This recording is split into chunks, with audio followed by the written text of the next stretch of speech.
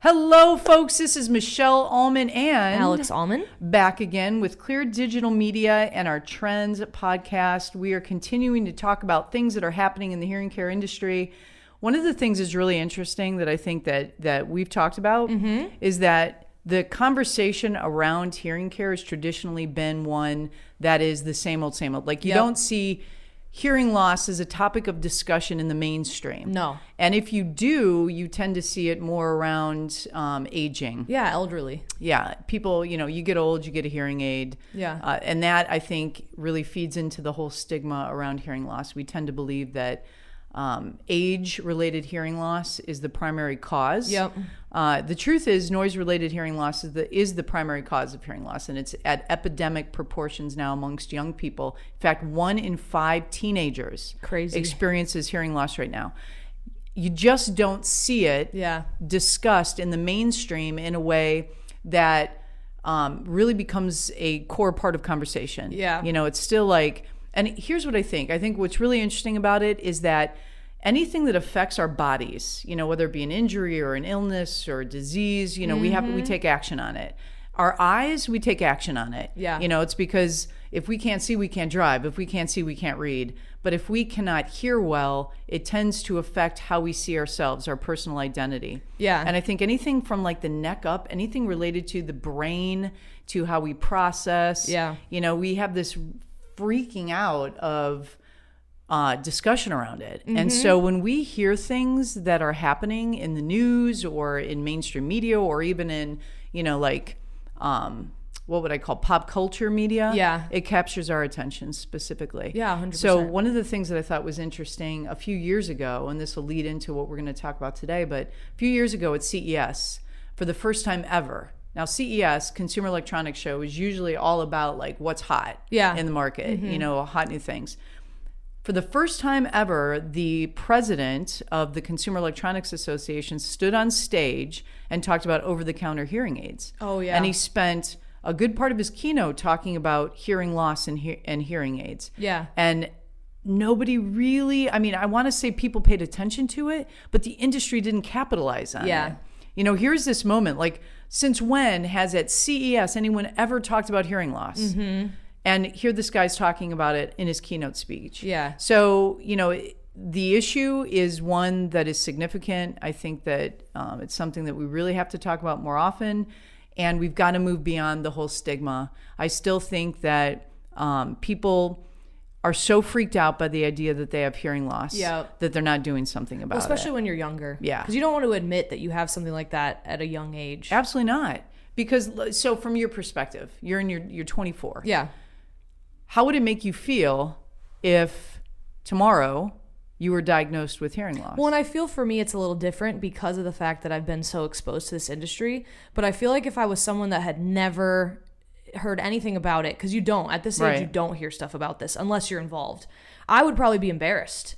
Like, how did I let myself lose my hearing? Because that's the initial thought in my head is I did this to myself. Right. Because at this age, it's very rare for you to just have a random genetic loss. It happens, but it's very rare. Most of the time it's inflicted by you because you either went to way too many concerts, you're listening to music too loud, and it's just embarrassment. Nobody at this age wants to have a hearing aid on their ear. Yeah. Do you think it impacts how like if you look at it, because you spend all day, I'll be honest, I see you with your earbuds. Yes, in, right. I do. You're listening to stuff, and noise exposure, noise induced hearing loss happens not based on blasts of loud sounds. It's how often. It's the length of time. When I probably have hearing loss, I hear myself talking super loud all the time.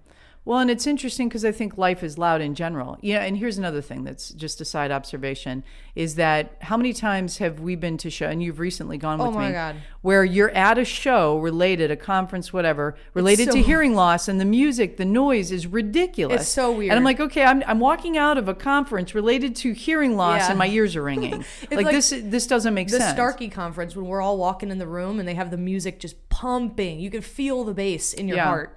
And I'm like, wait, this is about hearing aids. So, but that speaks to us as human beings, right? Because we feel our music. Yeah.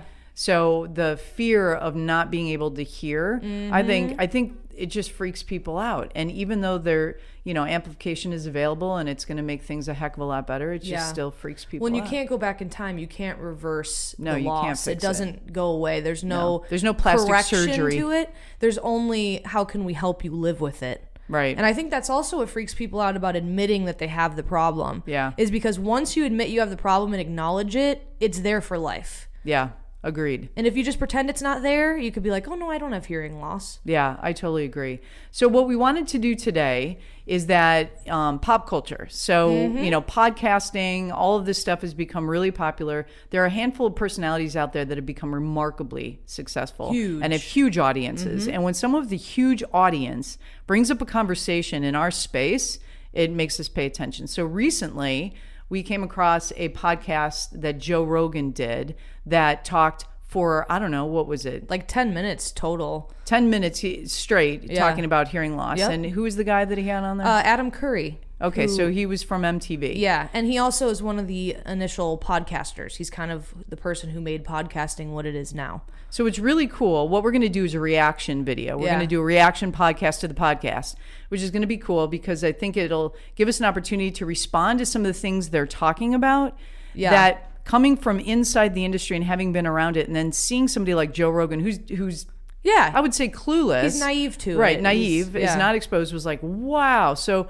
we're gonna start the podcast, and then we're gonna pause throughout it and react to some of the things they're talking about, which I think will be really interesting. Yeah. I'm just surprised they talked about this in the first place. Yeah. The Joe Rogan experience. Tell me about the hearing aids, because you took them out when you got in to put the headphones on. And this is from listening to music too loud. No. That All right, so let's pause that really quick. We're so already two pausing. things, right? We're already pausing. So two things. Joe Rogan says, let's talk about the hearing aids. You took them out before you came in to put on the headsets. Yep. So what's interesting is that a lot of times when we talk about hearing loss, we talk about amplification, what is restoration, so to speak, of hearing loss. That's the one thing, and I think it feeds into the stigma and where people are afraid. Yeah. So when you wear hearing aids, and this is something that, like from a perception and how we feel about ourselves, our identities. When you see a senior and they're wearing hearing aids and maybe they're at the grocery store and their batteries are starting to die and you hear the squealing and the feedback. Yep. Oftentimes it's like microphones, it's amplification. You get feedback in them.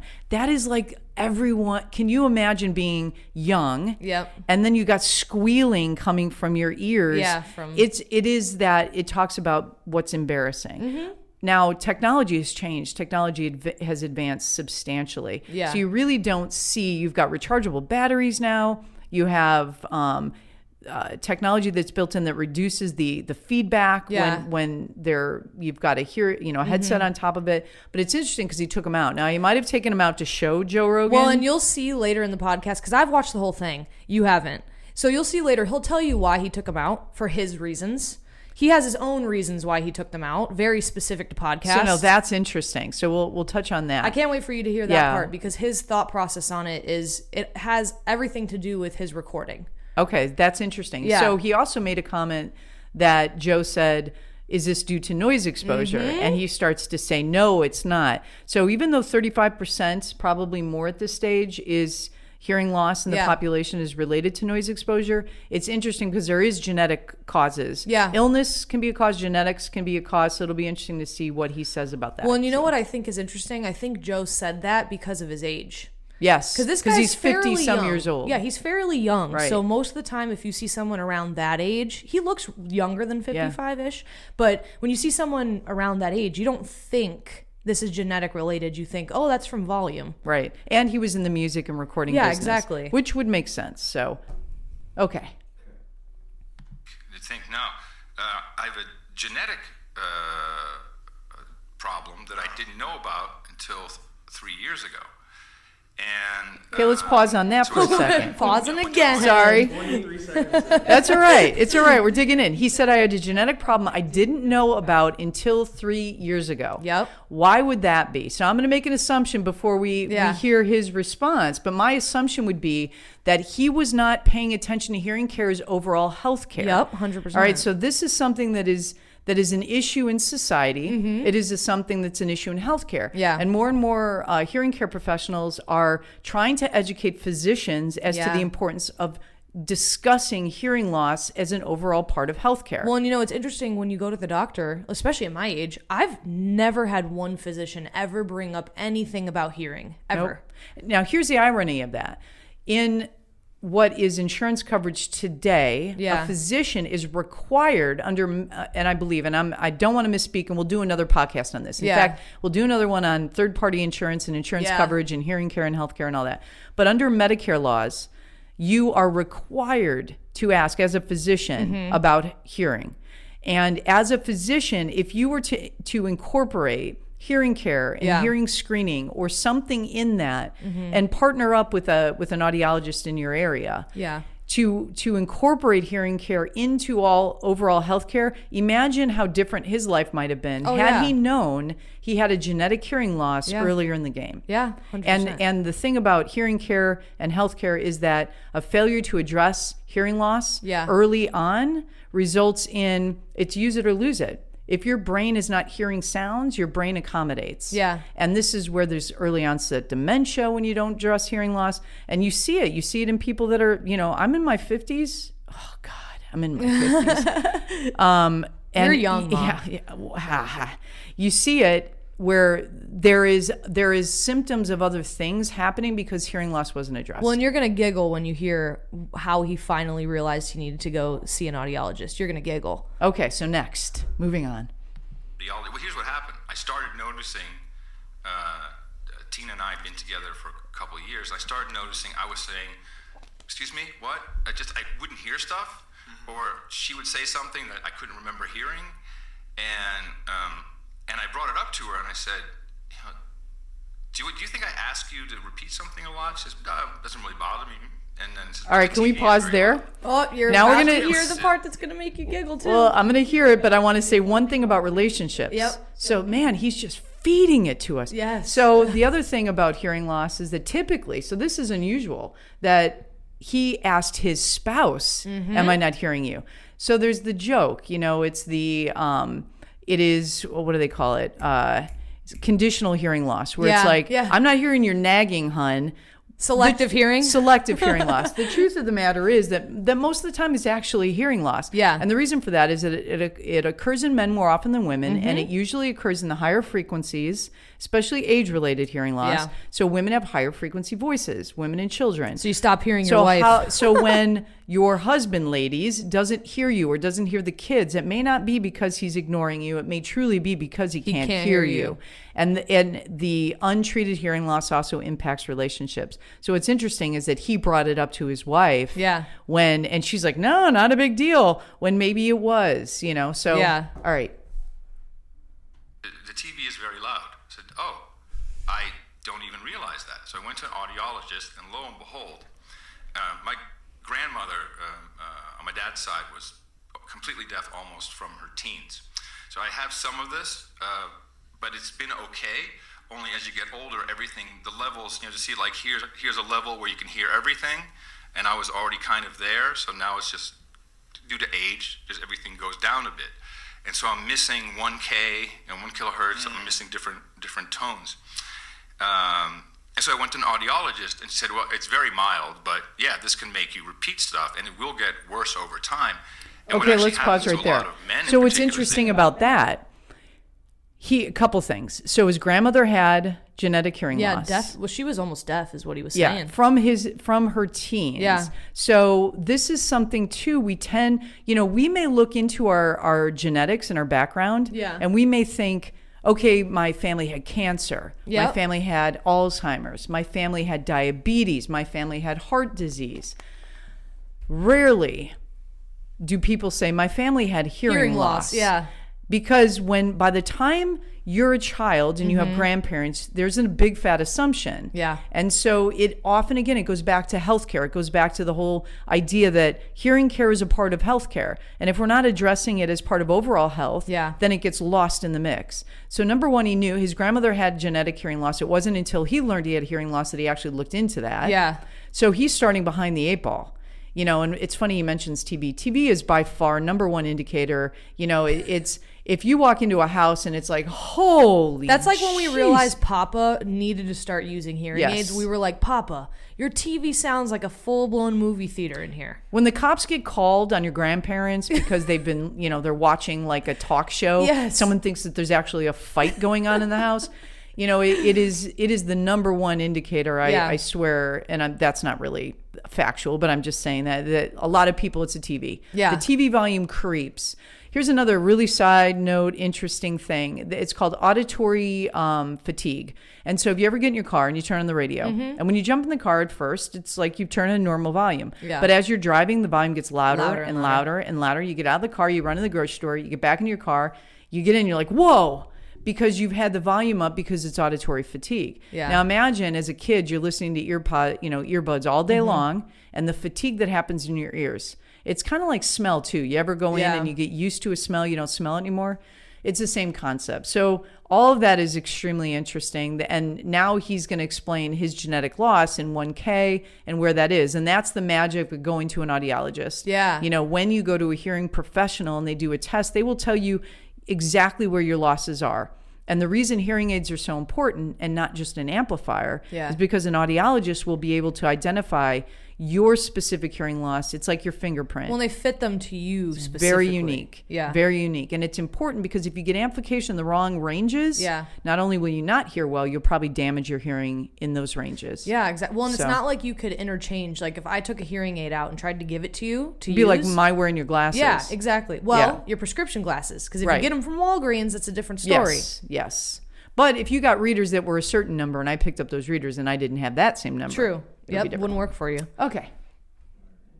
They become very isolated from the world. They don't even realize that they have a hearing problem. And now the difference between having them in and taking them out is massive. I can hear how much less it is. Another clue was that I have for all my podcast radio work, I have headphone, but I put an extra amplifier on it. You can still hear it today. Sometimes I'm talking and it'll leak just a little bit because I have it so loud. Now that's not going to damage my ears, but the problem with anything you put in your ears, you can't hear the sound anymore. And So let's pause real quick on processing, that. our EQ. So this is another thing related to the onset of hearing loss. It's insidious. It creeps up on us. Yeah. So in his situation, genetics, didn't realize it, didn't look at his background, didn't realize it until 3 years ago when they just posted this podcast. And it was the creep. It's the starting to notice like, man, things aren't sounding the same. Yeah. So in the workplace, and this for employers and employees, if you're working somewhere and you're noticing like, I'm really struggling. I'm struggling in a meeting. Yeah. I'm struggling on the phone now. And, the thing about today, we're so hooked into technology that doesn't require us to speak to each other. In fact, it's kind of a joke. And I'm one of those people where it's like, why are you calling me when you can text me? You could text me, yeah. Like, I really don't want to talk to you. But that's truth. And it's only feeding into the problem and the extension of time it takes us to realize that we have a hearing loss. If you really think about it, audiologists can so use that to their advantage. Texting? With just the idea that like communication is moving. Yes. So it's causing people to not realize they have hearing loss even more than in the past. Education's everything. Yes. My generation doesn't know to go to an audiologist. Half of my friends probably have no idea what an audiologist even is. Well, and I think if this doesn't teach us one thing, it teaches us that it is really important to get in front of it. Yes. To get in front of it. And so let's start to break it down in your generations and younger. Yeah. Starting discussing hearing protection, talking about how to manage through experiencing your music without destroying yourself. Well, and like if an audiologist got an opportunity to speak at like a university or high school, went to a high school or made YouTube videos like Dr. Cliff does where you're educating people. YouTube is massive right now. Yeah. All kids are on YouTube. I can promise you that almost everybody in my generation watches some sort of YouTube channel. I think the magic in hearing care would definitely be get in front of young people and an influencer. Yeah. That talks about it in not a way that makes you feel old or makes you feel broke or makes you feel defective. Yeah. But it's just part of life. Yeah. So going back to this, it creeped up on him, and in the workplace when he's recording is when he started to notice. And when you have amplification at the level where you're squeaking, then you definitely have a loss, and there's definitely something. When he was saying when he would record his podcast, he had his headset volume so high that it would come out of the headset. Yeah. So you could hear it on the mic. Yeah. Because he had an extra indicator. amplifier on there. Yep. So that most technology today is built so if you are jacking up volumes to a level where you're experiencing that and you need to add to it, then you need to get it addressed. Yes. That's just a fact. Yeah. Okay. It's very important to me. So I can hear that without the hearing aids, but not with the hearing aids. Oh, that's interesting. So the hearing aids give you a different kind of sound? Well, so today's hearing aid is not your grandpa's, geriatric, brown, goopy-looking piece of shit that makes you look like just a total Okay, moron. let's pause one more time. Geriatric piece of shit is what he said. Can you picture those? Because I know exactly which ones he's talking about. Those big, fat, brown ones with the huge battery on the back. Like, those things were obvious when they were on people's that's ears. what technology was, but that is the stigma people are attached to. Yes. They're so fearful. We have associated. If you look, even if you were to look in other countries, right? Yeah. So let's just, for 1 second, if you think about Europe gives away hearing aids as part of the healthcare system, and they can't give them away. Yeah, because people don't want them. Because they don't want them. Yep. And, the stigma is so deeply ingrained in our psyche. Yeah. When the truth is, technology today eliminates that. Yeah. It in fact, if you think about what a hearing aid is right now, a hearing aid is a remarkably well-programmed, customized, personalized piece of technology. And he'll get into the customization part soon. But I don't know if you caught that, the very beginning part, he was talking about why he takes them out. Because he likes to hear it straight from the headphone. Yeah. He doesn't want, because the settings on his hearing aid are great, but it's conversational. It's not giving him the exact feedback of what people are going to be hearing. And this is the one downside. Yeah. You cannot restore hearing back to normal. To 100%. You simply cannot do it. It's the way the ear works. Yeah. And our bodies are absolutely miraculous machines. You cannot restore hearing 100%. Yeah. So it changes things. Now you become, and this is again where people fear it. They desperately don't want that to happen. Yeah. So kids, protect your hearing. Like, that's just the fact. Protect your hearing, because once it's gone. It's gone. Quick little anatomy lesson. Our hair cells in our ears are called not cochlea. They're the little hair cells in your ear. So they're not really hair cells. They're things that the way that hearing works is that sound waves hit the ear. It travels through. The hair cells transmit that sound wave. There's liquid in our ear that moves that sound wave into the brain. The brain decodes that. Yeah. So you can actually hear extremely well without your ears. You bypass the anatomy of the ear, and you can actually do it through the vibration in your bones. And it transmits sound waves very effectively to the brain. Yeah. The thing is, once those hair cells break, and imagine grass, and there's a hurricane, force wind coming through. One storm, no problem, it'll come back up. 2 storms, 3 storms, 4 storms, the grass breaks and it dies. And it's never coming back. Yeah. And once that's done, it's done. There's nothing you can do. There is definitely research being done to see if they can restore hair cells. Yeah. But it has not been effective yet. Yeah. So it's gone. So kids, protect your hearing. So it's very interesting because a hearing aid you become dependent on, it restores and it gives you all that great conversational sound. Yeah. But there are circumstances where it's not. That's why it's not giving you that organic sound, right. Which is what he was talking about when he said he was jacking up the volume on his headset, because he didn't want to wear the aids when he was doing the podcast. Right. Okay. You did the face. I did the face. Hey, I have disability here. I get a victim card. Okay. You know, probably a plate. Boundaries, Adam. Boundaries. Okay. So these are the Widex Evoke. These have 35 channels of compressor limiter, multiple settings. It's an in-ear, so it goes right into my ear.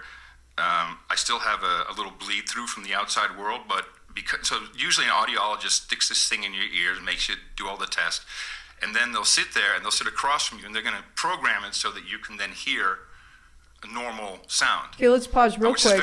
He talks about, he did say it. He said he had a Widex Evoke. Yep. Which is Widex is one of the big five. Recently acquired, and so now Widex Insignia, I believe, have joined forces as WS Audiology. So anyway, the in the ear, what he's talking about is you can't see it. It's a CIC. Yeah. So now technology removes that, he said the geriatric brown piece of shit. You no longer have that issue. It's in the canal. No one can actually see that you have a hearing loss. Yeah. And when he talks about testing, when an audiologist does an audiogram and you're sitting there, they're testing to see, okay, what is responsive, what they're programming it to see exactly what is going to fit. Just like when you sit at the ophthalmologist and they're doing the A, B, A, B. It's the same kind of concept. So, to be a trained professional, it's very hard to fix someone who has never heard what is proper. Oh, wow. Okay. Now, I'm a little different, and I'm also way into sound, and so it's a whole racket. These things are $3,500. It's a huge racket. And let's pause on that for a second. Manufacturer, you can't buy it from the. Okay, so what he's talking about, he says it's a huge racket. He talks about, you don't know what you haven't heard. Yep. So a couple things. One, you don't know what you haven't heard when the brain accommodates. Yeah. So you don't realize you haven't heard certain things. What is interesting is that when an individual is fit by an audiologist, and oftentimes you hear the old, I spent all this money and I put them in my underwear drawer. I never want to wear them again. Yeah. Part of that is because the one thing audiologists need to do better, or hearing care professionals, doesn't have to be an audiologist, is the therapy side on the back end. Oh, yeah. So I haven't heard the refrigerator humming for 10 years. I don't want to hear the refrigerator humming. Yeah, well, and that's when we talk to people that have like cochlear implants who are 100% deaf and now they're hearing again, they always talk about that, where it's extremely shocking at first. And even with a mild hearing loss, you still haven't heard those tones that you haven't heard. Yeah. So when you hear them again, it's shocking. Right. And the brain, here's what the brain does that's interesting, whether it's vision or hearing or other senses, is that we have to, in order for us to function, we have to block things out. Right now in this room, there's so much stimulation going on that if our brains actually zoomed in to all of it, we would explode. It doesn't, you can't function like that. So imagine now you've gone through life for, I don't know, it could be 5, 10, 20 years, who knows? Yeah. And slowly you're losing it. You're not hearing that. So now you've accommodated and you're not hearing it. So now all of a sudden you're stimulated with this stuff and your brain is going, what the hell? Yeah. And it can be freaky. You don't want to hear those things, but what ends up happening is that when you follow up, when you use the devices, when you get comfortable, your brain accommodates. It starts to say, okay, all right, I'm going to push that back. Yep. That's not an important sound. So you've got the beauty of walking out the door and hearing the birds sing that you haven't heard, and you didn't realize that they sang, depending on how long it's been, to if I hear the humming of my computer fan for 5 more seconds, I'm going to die. Your brain will accommodate. It takes a minute. Yeah. It's kind of like when you get braces and your teeth are sore for a minute. Yeah. Your body has to accommodate. And we as human beings tend to be impatient with it. Oh, yeah. So now the second thing he talks about, he says it's a racket. These things cost $3,000. Well, I'll tell you, there's hearing aids that will cost $10,000. And why is that? In hearing care, it's an interesting model because an audiologist who has their PhD in audiology has gone to school as long as a doctor has, but they're not an MD. Yep. They're not an MD. They can't do surgery. They can't prescribe medicine, but they are professionally trained in understanding the anatomy of the ear and defining what's going on. They should have mastered the ability to fit and to recognize where losses are coming from and why. They can acknowledge that there's issues within the ear outside of what is just typical hearing loss. So if there's something much more serious happening, they can identify it. But the perception is it's a racket because the hearing aid's true technology costs, which I'm sure he's going to get into because he's in the world of sound. It doesn't cost that much to manufacture the hearing aid. Now, there's a ton of research that goes into the technology, and you're talking about micro technology. Yeah. These are built on tiny little boards. However, the overheads, you have brick and mortar, you have education, you have personnel, you have overheads that are built into the cost of a hearing aid. Well, and insurance doesn't cover that. Is that correct? You can have a Some third party. does. It's getting more insurance is starting to cover, supplemental insurance is starting to cover, but it doesn't. Now we've built a model. Yep. We've built a model where an audiologist has been used to a margin. Yep. That margin has afforded them the typical brick and mortar environment. That margin has afforded them a model that they know, this is what I need to sell. At the end of the day, they have to sell a hearing aid. What I find interesting is because of that, the fact that insurance is not covering this in most cases, because their audiologists, am I right, can choose if they're going to accept a third party or a supplementary. Yes, you have absolute choice. And a lot of them don't, because of the fact that they do have that margin that they've been expecting to receive.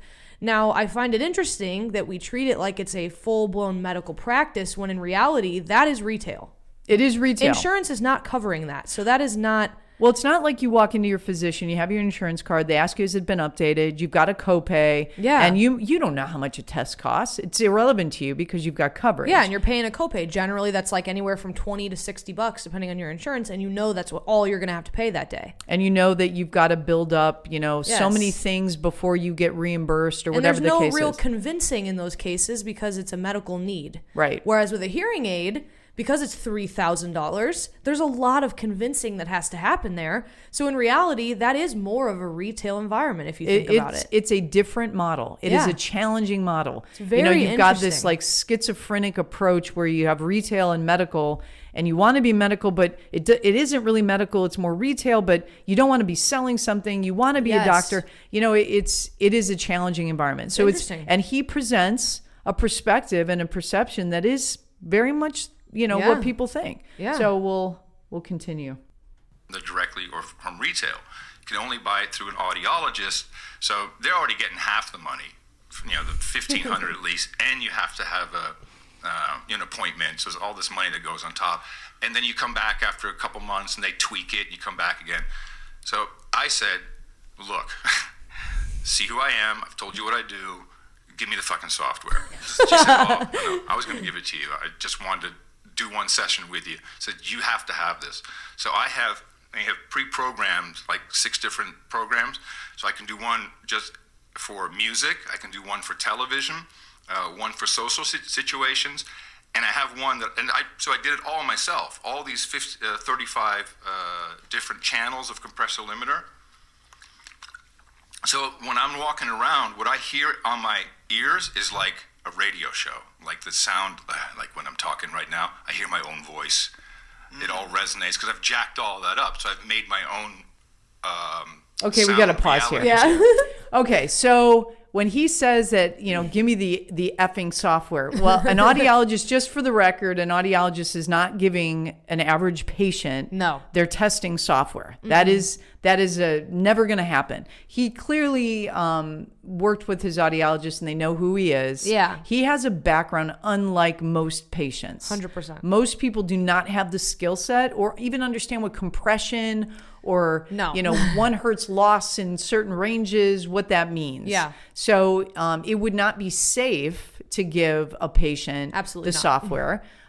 So he has a completely different perspective of it. And, he is partially right in terms of audiologist gets half, but half of that goes into a lot of the overhead and a lot of the costs to run the business. Brick and mortar is not cheap. Nope. And you have employees. In an audiology practice, you have to have brick and mortar. It's someone you have to go in and be tested. Now, I think he's going to get into over the counter. Yes. In August of 2020, this year, the law passes, which is going to allow, and this is the misnomer. You can buy a hearing aid online right now. Yes. Tomorrow. But they're not hearing aids. No, they are hearing aids. You can buy a hearing aid online right now. Really? The difference is this. You cannot sell a hearing aid in retail without the FDA passing this law. So you can buy a hearing aid online. You cannot buy a hearing aid over the counter in retail without an audiologist, right? Got it. So what this does is this changes the environment in that now you're going to have more retailers. So like Walgreens, for example. You're going to have pharmacy. Yeah.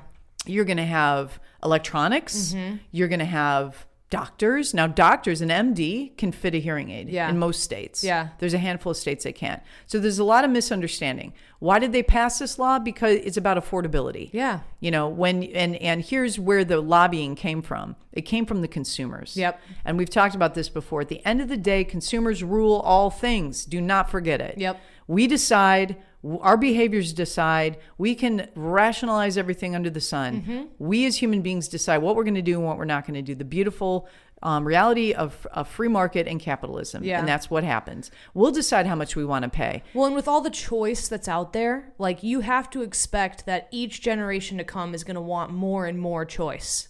Well, and the truth is we live in a world where it's like a few keystrokes away from every piece of information you ever wanted to know about everything. Yep. So if you are, the bigger challenge here is not that technology isn't out there. It's not that pricing isn't there. The convenience isn't there. It's that people don't want to deal with it. Yep. They don't want to deal with it. So it's interesting that he's about to talk about the over-the-counter environment, and it'll be curious. So, well, and I think one more comment on this is because he talks about how he programmed his own stuff. I want everyone listening to know that's what the audiologist does for you. So in most cases, you're still going to get that 35 profile setting if that's what your hearing aid allows. Yes. A good audiologist is going to work with you on the on what's best for your environment. You would most likely not have the insight that he has as somebody in the music and sound business. 100%. Having said that, there will be products on the market. There are products on the market that allow you to test your own hearing and allow you to make, control your own settings. And he'll talk about that soon. It's turnkey. Mm-hmm. It's not having the precision that he has the knowledge to do. So. Yeah. Sound. Wow. But I also have one, I can set it to a setting in the mall, I can hear a conversation from 50 feet away. Whoa. That was my eavesdropping setting. Now, the only thing that doesn't work is you can't have headphones, because that doesn't work, having the hearing aids in with the headphones. With the sound. Yeah, because you're blasting into the microphone, and it really doesn't work. That's crazy, though, that you could hear people having a conversation 50 feet Yeah. away. Can you focus in on people? By turning my head, By turning my Okay, head. so I want to pause on that for a second and talk about technology. So this is where, the hearing care industry got their panties in a major bundle, as there were products out there called PSAPs, personal sound amplifiers. Yeah. And so at one time, you couldn't use the word hearing aid when you were selling a product online, or someone would have to sign a waiver. Well, and I think there's a misconception there, because you'll hear in a sec, he'll talk about that, the labeling of it. Yeah. And I think it's interesting because he was like, they're not hearing aids, but you're saying that and you so actually the can. whole point when he says I can hear 50 feet away. Yeah. That's very true. It's directional microphones. It's array microphones that allow you to focus in on sound. And so you would see, and the ads are gone. There used to be those ads on TV where it's, they had the little ear, it was a little thing, and you had it was like, all it was a big mic. Yeah. And so it was damaging more hearing than it was helping anybody. And they were selling it as like the spy device. You could hear your neighbors. You could hear your husband talking in the other room, catch him doing something he shouldn't do. That's straight up bullshit. I mean, all it was a big old microphone. Yeah. So, and if you think about it, and you think about the way our ears are constructed, and let's check it out. Like, I got Dumbo ears. I've got built-in hearing aids. The truth is, that's what the anatomy, it pulls sound, it's focusing in. And early development of hearing aids were cones. You stuck a cone in your ear because it funneled the sound, it focused it in. Now the technology that are on these teeny little boards are array mics that are directional. Yeah. The biggest challenge in hearing care today and with hearing aid technology, and no matter how great it gets, it doesn't change the reality. You ever go into a restaurant that has really bad acoustics, all kinds of reverberation, no matter how awesome those array mics are, the directional sound is, it's really hard to discriminate. They've improved it substantially, but it can be really hard. So him talking about having these different settings, that's what the audiologist will program. What's your lifestyle?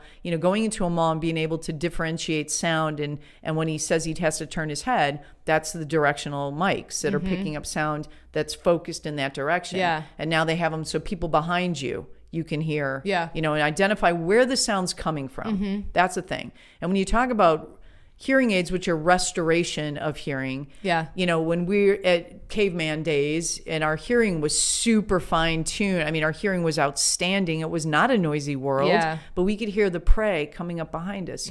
That's the magic of the ear. Yeah. All right, carry on. I mean, there's a lot you can focus, you can have it automatic. So the problem is the way I've set it up, you can drop a pen there. If I don't see it, I might hear it over there. Yeah. Now, that's always going to be a problem. They have an algorithm that will try to guess where the sound is from and tell your ears that. So basically, I'm not the guy you want in the battlefield. Yeah. Like, Can we pause again real quick? This my- is another reason why people are freaked out about hearing loss. So as he was talking about, and he sounds like he has a fairly significant loss, directionality of sound is critical. It's critical to survival. Yeah. Why can you not be a soldier or a firefighter with hearing loss? If you have hearing loss, you cannot execute on life-saving situations, because if you don't know where sound is coming from, you could be dead. Yeah. Somebody else could be dead. Yeah, like And if so- something's falling behind you and you need to move out of the way and you can't hear that falling behind you. or you don't know where the sound is coming from. Imagine Yeah. being on the battlefield and not knowing where sound is coming from. Yeah. You're dead. So hearing loss also, people get into a panic and tend to deny. Yeah. Because you can't do what you used to be able to do in many in situations.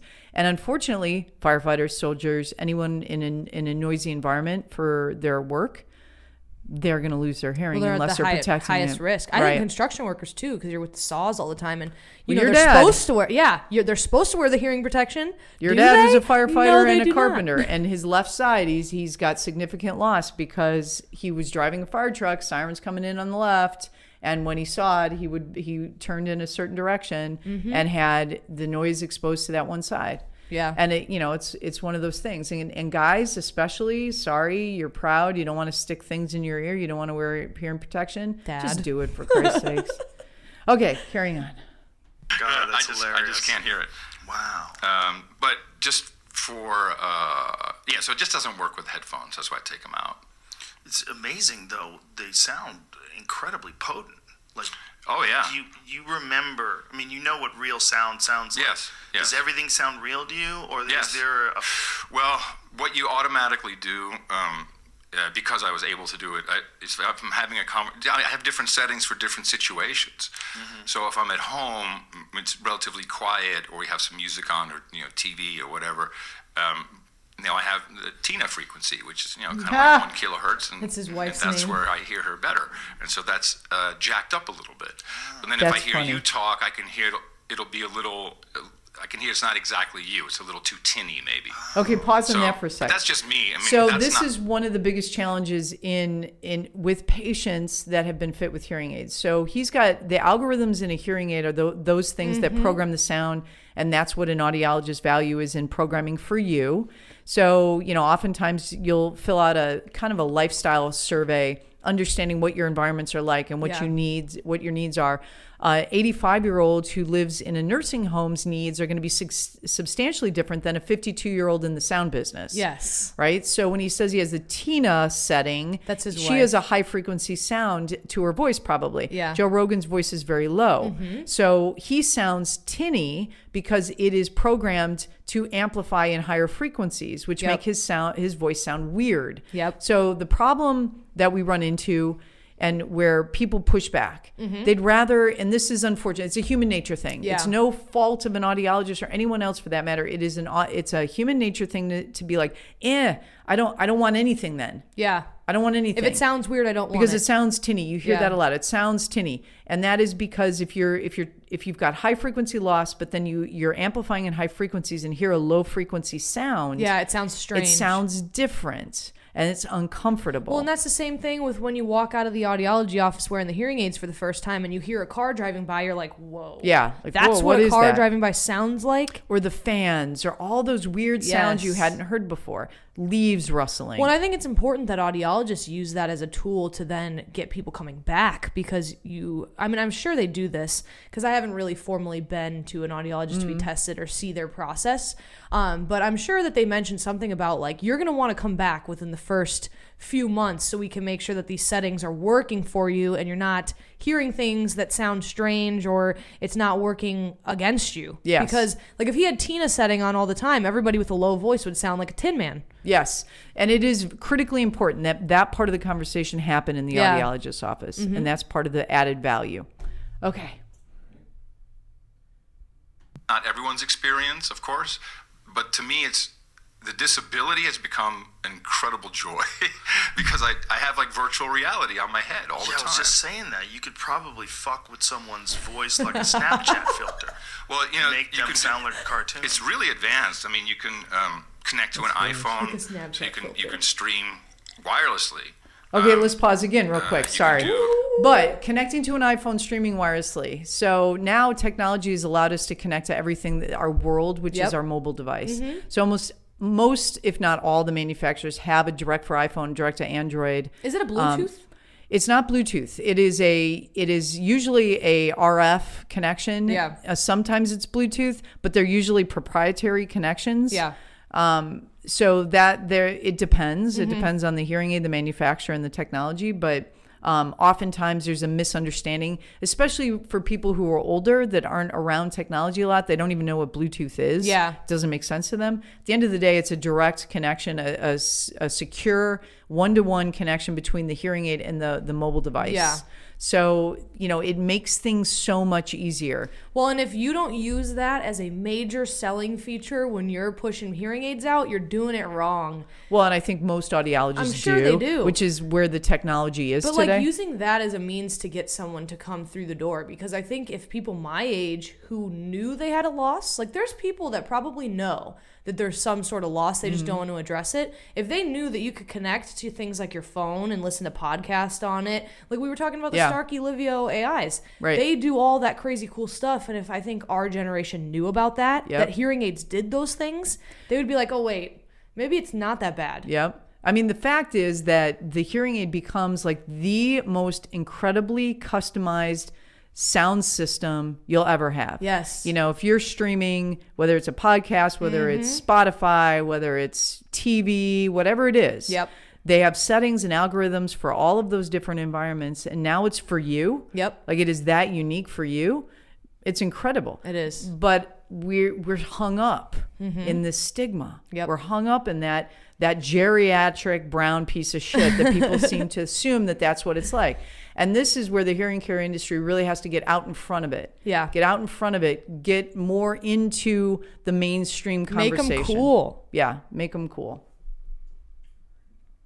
Like if you're driving with directions with the maps, then you can just be talking, and in your ear, all of a sudden it's like, hit the light, turn right. No one else hears it. There's no wires, no nothing. I got, you wouldn't even know I had them in unless you looked. Yeah.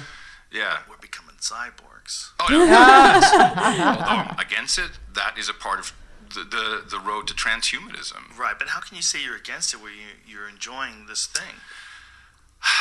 This to me is more, it's not a replacement, it's an enhancement. Yes. And But that's how they're going to get us.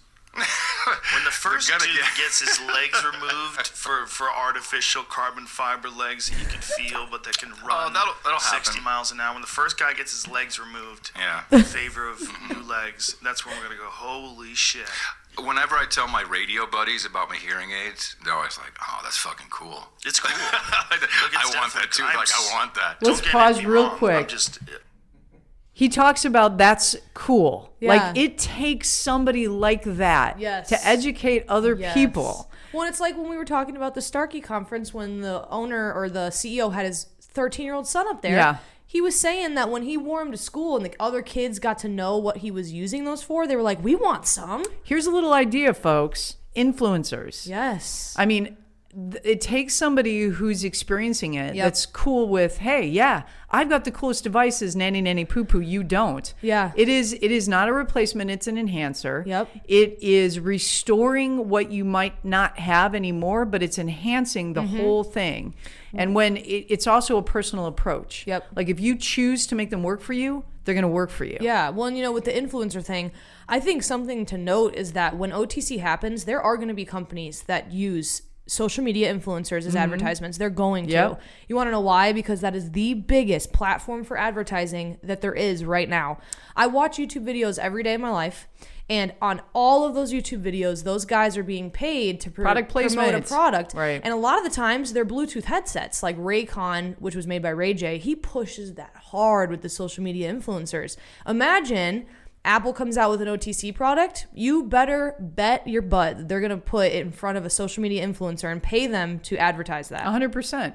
And if it's if the stigma changes and you've got people that have the ability to influence and persuade other people saying it's cool because it enhances things. Yes. Maybe we stop calling it hearing aid. I mean, he teases about the disability card. That's it. People, we are a very sensitive, we're a very caring society. But a lot of times when we talk in terms of disability, it's the empathy comes out, and we're all very, very, I think, accepting. Yeah. But we're human, and it is no different than us not wanting wrinkles. Yep. We don't want to feel broke. Yeah, you don't want to feel disabled. We feel empathy. Yeah. We feel we're inclusive. But that doesn't change the fact we're human, and we don't want to be broke. We want flawless skin. We want to look good for the rest of our lives. We never want to, we talk about the cyborg cutting our legs off and putting on, these ridiculous things. I'd do it if I could run like 1,000,000 miles an hour because No, I wouldn't. I really wouldn't do that. That'd be freaky. But, it's where we're going. Yeah. Right? 100%. So, all right, continuing. I think they go like on a tangent where they're like talking cyborg and coolness. robots. Yeah. But looking at the bleak landscape ahead of us. By the way, beware. I want to say something because there's a lot of they're not called hearing aids, they're called hearing amplifiers. They have some fuzzy legal language that are coming on the market, that you put all the way in your ear, the rechargeables. They've got a whole bunch of them. They're much, much cheaper. From an audio standpoint, I've done it for 40 years. That's not the way you want to go if you seriously want to know if you want to hear properly again. So Okay, pausing really quick, just a quick clarification. He's talking about the PSAPs. He's not talking about OTC hearing aids. He's mixing the two together. Yeah. So he probably isn't fully educated on the difference between an OTC hearing aid and what is an amplifier. The stuff you see on late night TV, the guy, there's a commercial where the old man is like, I just want to hear you say I love you again. Yeah. That's a PSAP. That's an amplifier. It's got generic algorithms built into it. It's not tuned for an individual's hearing loss, and it's not professionally fit. Well, and when you hear him say coming on the market, that's where he's confusing the two. He's mixing, when he talks about this, he's mixing OTC and what was those PSAPs. Yeah. He's mixing those together, and I bet you that he heard from his audiologist a lot of the stuff about how they're crap and all that. Well, it depends. Some audiologists are afraid. They're not they know the technology isn't crap. They're afraid of the environment that it's going to present for them. Yeah. Right. Well, and I mean, as we saw at many of the conferences we went to in the last few months back, people are terrified of these things. They're spending hours on end trying to trip up the customer service workers at these companies to get them to answer these questions about these hearing aids. It's really bothering them. Well, it's because it's the unknown. Yeah. Right. And I think if this is a little bit of a tangent, but a side note to any professional listening, 89% of individuals today make decisions on who they buy from, regardless of what it is, based on customer experience. Yep, 100%. So give a good experience, create a great environment, and you have nothing to worry about. Exactly. Okay, continuing. Okay. It's about 2 minutes left. Okay, cool. And there's lots of different, it's not all $3,500. It's more expensive, but I just recommend that self-testing is not a good idea. One of the best pool players in the world is a guy named Shane Van Boning. And Shane is deaf. He was born deaf. And when he plays, he shuts his hearing aids off. And it's a world of silence. And he's just playing in complete, total silence. And when he does that, when he shuts his hearing aid off, he feels like he's got super concentration. Like it doesn't matter what else is going on. All he's doing is just focusing on the balls. And there's that sense doesn't exist. So he's hyper focused on other things. And I notice that sometimes when I walk with noise canceling headsets Same on. thing. It'll do similar. I'll smell things more. Well, that's kind of well known, is that different parts of your body compensate for if something's. Let's pause really quick. Almost last pause. So a couple things. Joe Rogan says he's totally deaf and turns off his hearing aids. You can't be totally deaf and wear hearing aids. Yeah, it doesn't work. If you are totally deaf, you cannot hear. And if he's wearing hearing aids, he's probably got profound loss, but not extremely profound loss. Yeah. Extreme profound loss, you'd wear a cochlear implant. Which is a surgery. So just a little clarification in that deafness is deafness. Yep. That means no sound, and you can call it a dead ear. Sometimes you have such low residual tone, you cannot restore anything. But Papa does it all the time. he wears binaural hearing aids. He takes them out. If he does not, he gets overwhelmed. Well, and you can be super profoundly Hard of hearing and wear hearing aids, but deaf is not the right term for that. No, definitely not. Yeah. Definitely not. It's like being half pregnant. Yeah. You either are or you aren't. Yeah. In that case. And then when he says that he's in isolation, again, it goes back to like why people struggle when they get hearing aids for the first time, because when you have all this sound coming in, it overstimulates you. The thing though, and I think he's getting into it with the noise canceling headsets, is that if you don't get any sound, sometimes it's freaky. I don't like not having the surround sound. So when in the old days, again, going back to the geriatric brown piece of shit he refers to, those occluded the ear completely. Yeah. So if the battery died, it was plugging your ears as opposed to your hearing. Yeah. And now it's open fit. Now you'll get, if you'll have some hearing that comes in outside of the hearing aid. Yeah. So you don't feel so blocked in. Well, like so AirPods do claustrophobic. that. AirPods have a mic on the outside Right. too. So it gives you natural sound as well. You can hear everything around you. I mean, not quite as well because you have other sound going into your Right. ear, but they have the outside open. Yeah, which makes it much more comfortable. Okay, All right. This is about we're wrapping it up. Yeah, 1 minute left. Be more tuned in. Like, look, let's pay attention here. The ears are offline. A mountain lion could be running behind you, and you're listening to fucking All Things Considered. That's all. Think about it. If you can't hear the mountain lion frequencies anymore, and today's mountain lion is car engines, all kinds of stuff. Sure. That's, you can't hear it. It's dangerous. And, It is. And you don't know it. You just slip into it. I had no idea until we have a new relationship. So we've been living together for a couple of years, and luckily, we were completely open and honest. Like, hey, is this fucked up? Yeah, it's pretty It's fucked so up. cool that exists, though. I mean, that's an elegant solution, and for someone like you, it actually gives you a chance to tinker with shit, and I'm sure you really enjoy that aspect of it. Yeah. Yeah, you love that. I really do. I can tell when you talk about It's a it. small thing, but Even when you talked about the apps on your phone, you're so excited about that.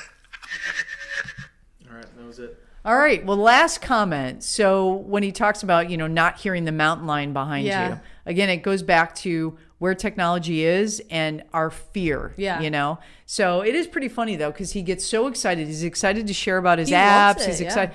And that's the kind of thing we need to promote. We need to talk about more often, that people, they're excited because it's cool. Yeah. Well, it isn't, I'm just getting old. It's cool. When you think about branding and stuff, a lot of branding comes from putting people who have a position of influence in front of the brand. Yeah. So like with Pepsi and Coke and stuff, they use celebrities in ads all the time because it works. Yep. When you see someone that you admire on TV or in a position of power or anything like that, you're like, oh wait, they like that?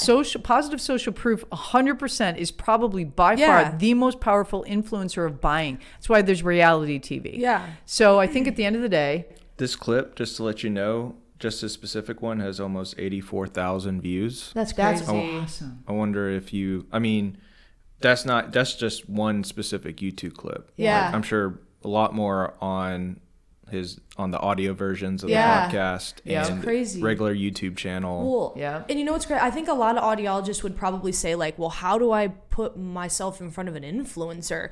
Easy. Email 2,000 of them. I right, know it stop sounds spending money on direct mail and Yes. start spending it on someone It's a that copy can paste influence. email. You create one email that's addressing their management team saying, I'm interested in advertising with you, and send it to every influencer you can think of. Yep. In all of their bios, they have their media email, and it doesn't go directly to them. It goes to their team, but their team vets through those things. And if you create a compelling email that describes exactly what you're thinking of, you probably will get a hit. Even if it's someone with 100,000 followers, that's 100,000 people you're getting in front of. Yep. I mean, I think it's a way to go. In fact, I challenge any audiologist right now to take action on getting in front of social influencers. With this, when Joe Rogan talked about this, who's this benefit? Audiologists or just the industry in general? The industry as a whole. Well, at the end of the day, it benefits the consumer. Yeah. It benefits people who need to hear this, because now if people who listen to Joe Rogan, and I'm, say they're 30 years old and they're like, wait a minute, I've been turning my TV up. Yeah. Maybe it's not that big a deal. At the end of the day, the most important thing is that it affects the consumer and their mindset, because if the consumer takes action Yep. and they start figuring it out. One of two things is going to happen. The over-the-counter play is going to explode because a lot of people like it to do it themselves. And what he does, what's his name again? Adam Curry is not realizing is that the technology, and there's people that we're working with right now that we're looking to partner up on that have the testing technology that gives all this great stuff, puts it in the hand of the customer. And their ability, if I'm younger and I want to go that route, there's going to be stuff out there that you can do it. So it's going to make more people take action, which is going to change things. Yes. And if I'm an audiologist and a hearing care professional, if I don't get my head out of my backside and start thinking that, you know what, I don't need to send direct mail to the senior community anymore. Correct. I need to focus on getting in front of the next generation of people coming my direction. And if you're not taking appointments online, what are you doing? Yeah, if you're not doing that, people then my age, seriously. I don't remember the last time I called a doctor's office to set up an appointment or any appointment in general. It's all online. If you have not rocked out the tools available to manage your practice well, then you're going to lose and you're probably not going to be here much longer. And that's just the fact. Yep. But With I OTC think coming. what this is doing is it's going to bring awareness to a community, to people. And that's really the 84,000 views is a lot. And they only put this out 3-4 days ago. Yep. And if I were Widex, hello. Yeah, clip that. I'd be all over that. Yeah, for sure. For sure. That's crazy. Yep. All right, so that's it. We thank you so much for listening. Please subscribe to our podcast. We're going to be doing more of this very cool stuff. Probably going to a couple podcasts a month, so that you know, good, beefy, juicy stuff you can dig your teeth into. And that is it. And thank you so much for listening. Share, like, subscribe, and we'll talk to you later. Bye-bye. Adios.